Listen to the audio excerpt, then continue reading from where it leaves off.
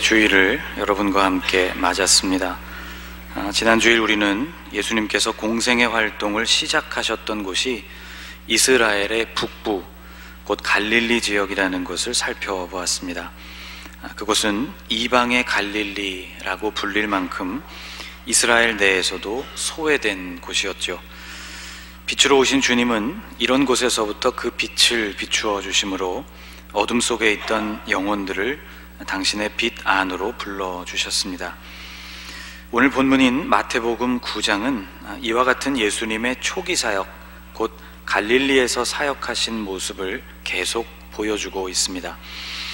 예수님께서는 남쪽 베들레헴에서 태어나셨지만 그 후로는 줄곧 북쪽의 나사렛에서 지내셨기 때문에 갈릴리 나사렛은 예수님의 고향이나 다름이 없었습니다. 주님은 공생애를 시작하시면서 이곳 나사렛을 떠나서 갈릴리 호수 북서쪽에 위치한 가버나움으로 거처를 옮기셨는데 그 무렵 그곳에서 한 명의 제자를 불러주셨습니다. 그가 바로 마태였죠. 가버나움에는 세관이 있었는데 마태는 바로 이 세관에 앉아서 세리 일을 보던 사람이었습니다. 오늘 본문에서 예수님께서 이 마태를 부르시는 장면은 극도로 압축되어 있습니다. 바로 9절 말씀인데요, 9절이 이렇게 되어 있습니다. 예수께서 그곳을 떠나 지나가시다가 마태라 하는 사람이 세관에 앉아있는 것을 보시고 이르시되 나를 따르라 하시니 일어나 따르니라. 세관에 앉아있는 마태를 보신 예수님은 나를 따르라 이렇게 짤막하게 말씀하셨고, 놀랍게도 마태는 이 짧은 부르심을 듣고는 자신이 앉아있던 그 자리에서 곧바로 일어나서 예수님을 따랐습니다. 주님의 부르심은 단순하고 명확했으며 순종은 즉시로 일어났습니다. 이 구절은 주님께서 당신의 사람들을 어떻게 부르시는가, 또 부름을 받은 그 사람들의 응답이 어떠해야 하는가 하는 것을 우리에게 아주 분명하게 보여주는 장면입니다. 같은 마태복음에 속해 있지만 19장으로 가보면 예수님을 따르고 싶어 하던 한 청년의 이야기가 나옵니다. 어려서부터 그는 계명을 잘 지켜오던 청년이었고 아직도 자신에게 부족한 것이 있다면 그것이 무엇이겠냐고 예수님께 묻자 예수님은 그에게 말씀하시기를 그의 소유를 다 팔아 가난한 자들에게 주고 그리고 당신을 따르라는 말씀을 들려주셨습니다. 부자였던 이 청년은 근심에 쌓여서 돌아갔다고 되어 있죠. 마태복음 19장 22절 말씀입니다. 그 청년이 재물이 많음으로 이 말씀을 듣고 근심하며 가니라. 결국 이 청년의 경우 그를 잡아당기는 것은 두 개의 힘이었습니다. 예수님의 부르심이 그를 잡아당겼고 또 하나 자신이 가진 소유에 대한 집착도 그를 잡아당겼죠. 그런데 그는 결국 후자의 힘에 더 끌려서 예수님의 부르심을 저버리고 말았습니다. 예수님은 그에게 마태보다는 훨씬 긴 말씀들을 들려주셨습니다. 그러나 그는 이 말씀에 응답하지를 못했죠. 반면 오늘 본문에 등장하는 마태는 예수님의 짤막한 부르심만을 듣고 즉시 그 부르심에 응했습니다. 그는 자신이 가지고 있었던 모든 것을 그가 앉아 있었던 그 자리에 그대로 놔두고는 일어서서 더 높은 부르심을 향한 것이었죠. 성경은 우리의 모습이 이 두 사람 가운데 누구와 더 가까운가에 관해서 우리에게 도전하고 있습니다. 여러분, 주님의 부르심이 여러분의 귀에 똑똑히 들리기를 축복합니다. 그리고 그 음성을 들을 때 곧바로 순종하실 수 있기를 축복합니다. 생각할 문제가 많아서 여전히 근심하며 이 청년처럼 망설이고 있다면 속히 결정할 수 있는 은혜가 여러분에게 임하기를 기원합니다.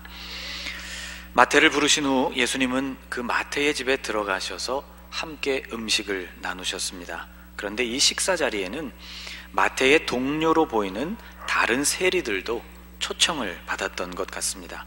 10절 말씀인데요, 이렇게 되어 있습니다. 같이 읽어볼까요? 예수께서 마태의 집에서 앉아 음식을 잡수실 때에 많은 세리와 죄인들이 와서 예수와 그의 제자들과 함께 앉았더니, 그들은 마태가 그들을 자신의 집으로 초청했기 때문에 그곳에 오기도 했겠지만, 아마도 그들의 관심사는 그날 그들이 거기서 먹게 될 음식이 아니었을 것이 분명합니다. 왜냐하면 그들은 궁금했을 것이기 때문이죠. 자신들의 동료였던 마태가 하루아침에 세리 일을 그만두고 예수라는 분을 따르기로 결정을 내렸다는데, 도대체 그 이유가 무엇이며, 그리고 그가 따라 나선 그 예수라는 분은 도대체 누구이신가에 대한 궁금증이었습니다. 우리는 이 10절 말씀에서 가장 강력한 전도가 어떻게 이루어지는 것인지를 볼 수 있습니다. 예수님이 누구이신지를 가장 확실하게 전하게 되는 때는 나의 삶이 달라졌다는 것이 드러날 때입니다. 예수님이 누구이신지를 가장 확실하게 전할 수 있는 방법 역시 나의 삶이 달라졌다는 것을 그들에게 보여줄 때이죠. 나의 달라진 모습은 그 무엇보다도 강력한 힘으로 우리 주변의 사람들을 끌어당깁니다. 변화의 원인을 알게 된 사람들은 복음과 또 그 믿음에 관하여서 진지하게 고민하기 시작하게 되는 것이죠. 영국 템즈 강변에 위치한 웨스트민스터 궁전에서 서쪽 방향으로 작은 길을 하나 건너게 되면 1987년 유네스코 세계유산에 등재된 웨스트민스터 사원을 만나게 됩니다. 이곳은 본래 수도원으로 출발을 했고 나중에는 영국 성공회에 속한 예배당이 된 곳인데요. 우리에게는 아마 여러분 매체를 통해서 영국 왕의 대관식이 이루어지거나 혹은 왕실의 결혼식이 이루어지는 곳으로 우리에게는 유명합니다. 그런데 본래는 예배당이기 때문에 주일에는 어김없이 이곳에서도 예배가 이루어지는데요. 이 예배당의 독특한 점은 이 예배당 구석구석에 무덤이 함께 공존한다는 것입니다. 서쪽 복도 끝쪽에 위치한 그 바닥에 위치하고 있는 무명용사의 무덤을 비롯해서 왕족은 물론 많은 위인들, 대문호들, 과학자들, 정치가나 주교들의 무덤이 바로 바닥과 벽면을 차지하고 있습니다. 왕실에서 이루어지는 결혼식을 자세히 보신 분들은 바로 이 예배당 서쪽 바닥에 위치하고 있는 무명용사의 무덤, 그 중간에 위치한 그 무덤을 입장하는 신랑과 신부가 비껴서 가는 모습을 아마 보신 적이 있을 겁니다.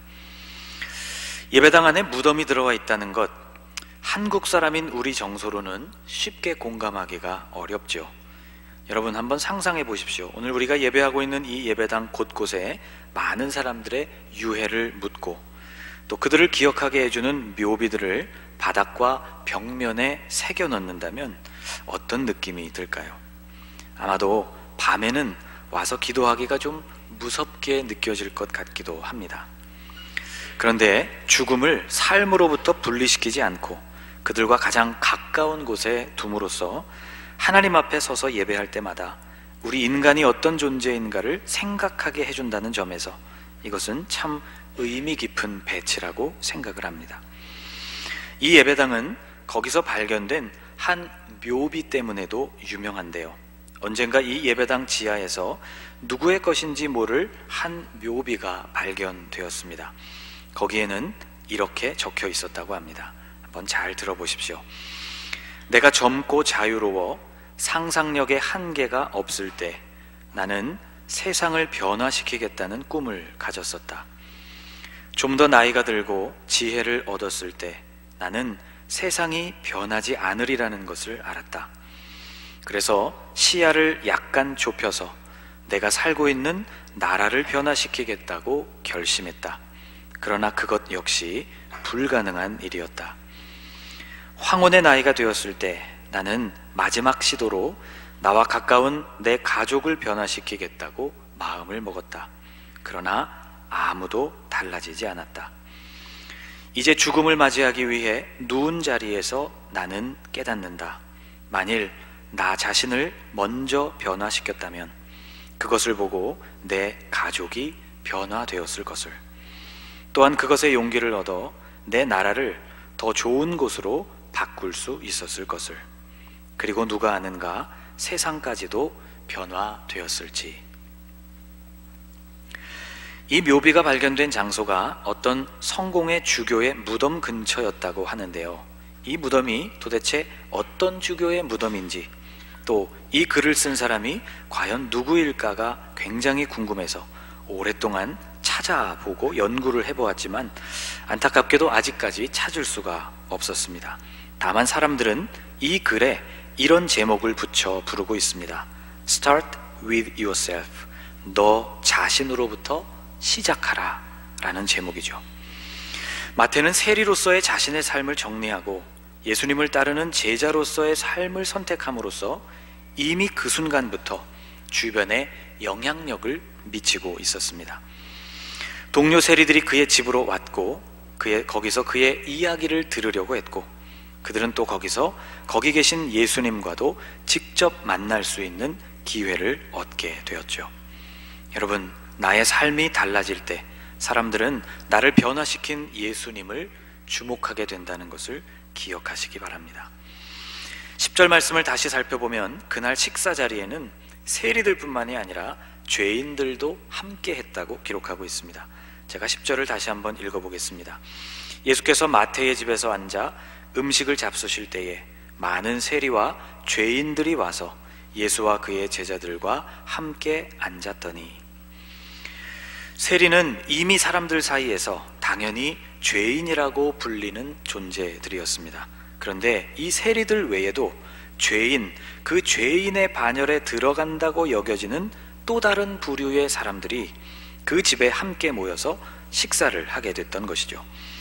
이 모습을 지켜보던 사람들 가운데 가장 눈살을 찌푸리는 이들은 단연 바리새인들이었습니다. 거룩한 것과 속된 것을 철저하게 구분짓던 이들의 눈에는 이 모습이 참으로 불편하게 다가왔던 것이죠. 사람들에게 존경을 받았고 랍비, 선생이라고까지 칭함을 받았던 예수가 어째서 이런 죄인들과 어울리는가라는 것을 이해할 수 없었습니다. 그래서 바리새인들은 예수님의 제자들에게 이렇게 물었죠. 11절입니다. 바리새인들이 보고 그의 제자들에게 이르되 어찌하여 너희 선생은 세리와 죄인들과 함께 잡수시느냐. 이유가 궁금해서 던진 질문이라기보다는 그저 제자들과 그들의 선생 예수를 정죄하기 위해서 내뱉은 말이었습니다. 또 제자들에게 말했다고 되어 있지만 실은 그 제자들 저 너머에 계신 예수님이 들으라고 하는 말이었죠.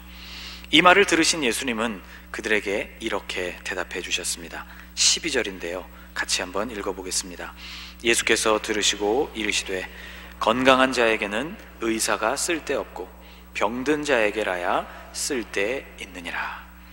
바리새인들의 아픈 부분을 쿡 찌르는 말씀이었습니다. 사람의 병을 다스리고 고치는 의사는 건강한 사람에게는 사실상 필요치가 않습니다.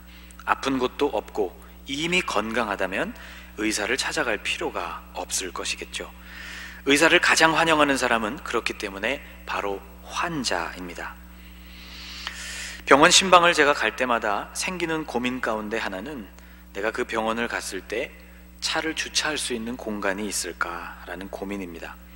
분당과 가까운 서울 시내에 있는 병원들은 아무리 큰 병원이라고 해도 오전 10시가 넘어가면 차댈 자리를 찾기가 극도로 어려워집니다. 주차할 자리를 찾기 위해서 주차장을 빙빙 돌면서 늘 이런 생각이 제 머리를 스칩니다. 아픈 분들이 이렇게 많구나 하는 생각이죠. 병원에 입원 중인 분들의 소원은 아주 단순합니다. 빨리 병원을 떠나는 것이죠. 건강을 되찾아서 일상으로 돌아가고 싶은 것이 환자들의 한결같은 소원입니다. 예수님을 환영했던 사람들은 바로 자기 스스로를 환자라고 인정한 사람들이었죠. 자신이 죄인임을 인정한 사람들이었다는 말입니다. 그러나 바리새인들은 자신들을 건강한 자라고 생각했습니다. 이런 생각이 무서운 이유는 생각은 그렇게 했지만 실상은 바리새인들도 심각한 환자였기 때문입니다. 제일 무서운 환자는 자신의 상태를 인정하지 않는 환자이죠. 자신의 병을 인정하지 않는 환자에게는 치료라는 과정을 시작하는 것 자체가 불가능하기 때문입니다. 바리새인들은 자신들을 건강한 사람이라고 착각하는 훨씬 더 무서운 병을 갖고 있었습니다. 예수님은 이 바리새인들에게 이렇게 말씀해 주셨죠. 13절 말씀입니다. 너희는 가서 내가 긍휼을 원하고 제사를 원하지 아니하노라 하신 뜻이 무엇인지 배우라. 나는 의인을 부르러 온 것이 아니요 죄인을 부르러 왔노라. 예수님은 의인을 부르러 오신 것이 아니고 죄인을 부르러 오셨다는 말씀. 이 말씀은 곧 주님께서 찾으시는 사람은 스스로 의롭다고 생각하는 사람이 아니고 자신이 죄인임을 알고 인정하는 사람이라는 의미입니다. 그들은 마치 자신의 병을 인정하고 그것을 의사에게 그대로 보이는 사람이라고 말할 수 있겠죠. 화려한 옷으로 병든 부위를 교묘하게 가리려는 사람이 아니라 병든 모습 그대로 예수님께 나아가는 사람, 그런 사람만이 예수님이 베푸시는 긍휼을 맛볼 수가 있습니다. 예수님이 인용하신 이 말씀은 호세아서 6장 6절의 말씀인데요, 같이 한번 이 말씀을 읽어보겠습니다. 나는 인애를 원하고 제사를 원하지 아니하며 번제보다 하나님을 아는 것을 원하노라. 아멘. 멸망으로 치닫고 있는 북이스라엘을 향해서 하나님께서는 내가 원하는 것은 제사가 아니고 인애, 곧 사랑이라고 말씀합니다. 번제와 같은 제사를 많이 드리는 것보다 내가 원하는 것이 무엇인지를 알라고 말씀하고 계시죠. 그것을 행하는 것이 바로 우리가 드려야 할 참된 제사라고 말씀하고 계십니다. 주님이 원하시는 것은 무의미하게 반복되는 제사가 아니라 삶에서 나타나는 긍휼, 곧 사랑의 실천이었던 것입니다. 제사, 곧 예배는 그 자체로 절대로 헛된 것이나 잘못된 것이 아닙니다. 그런데 이것을 자신들과 타인들 사이에 뚜렷한 경계를 세우는 일에 사용해버리고 만다면 우리의 그런 예배는 잘못된 예배가 되고 마는 것이죠. 오히려 제대로 이루어진 예배를 통해서는 예수님이 하신 것처럼 죄인을 향해 다가서고 그것을 받아들이는 열매가 우리의 삶에서 나타나야 한다는 말씀입니다. 여러분, 우리가 입술을 열어서 고백할 가장 위대한 고백 가운데 하나는 바로 내가 죄인이라는 고백입니다. 내가 죄인이라는 것을 인정하는 것만큼 우리를 자유롭게 해주는 것도 없죠.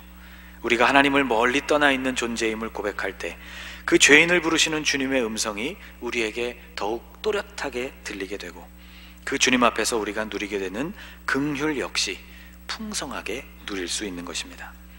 여러분, 오늘부터 강림절 그 두 번째 주간이 시작됩니다. 오늘도 죄인을 부르시고 받아주시는 예수님 앞으로 여러분 나아가실 수 있기를 바랍니다. 내 영혼의 어둠을 밝히시는 빛이시자 내 영혼의 병을 치유하시는 의사이신 주님께 여러분의 모습을 그대로 가지고 나아가십시오. 우리를 친구로 맞아주시는 주님의 그 은혜를 누릴 수 있는 복된 한 주간이 되실 수 있기를 주님의 이름으로 축복합니다. 기도하겠습니다. 하나님을 떠난 우리를 직접 찾아오신 예수님, 우리 안에 빛으로 오셔서 우리 안에 어둠을 밝혀주심을 감사드립니다. 죄인인 우리를 부르셔서 주님의 긍휼과 사랑으로 우리를 가득 채워주심도 감사합니다. 이 깊은 은혜 안에서 또 우리를 사명의 자리로 불러주셨다는 것도 하나님 감사합니다. 주님의 음성을 우리가 분명히 듣게 하여 주시고 그 음성에 온전히 응답하는 성도가 되게 하여 주옵소서. 우리 자신의 변화가 주님의 살아계심을 우리 주변 사람들에게 증거하는 훌륭한 도구가 된다는 사실을 알게 해 주옵소서. 주님, 강림절 두 번째 주간을 시작합니다. 나 같은 죄인을 불러 친구 삼으신 그 은혜를 기억하면서 매일 주님의 보혈로 우리의 죄를 씻는 성도로서 살아가게 하옵소서. 예수님의 이름으로 기도하옵나이다. 아멘.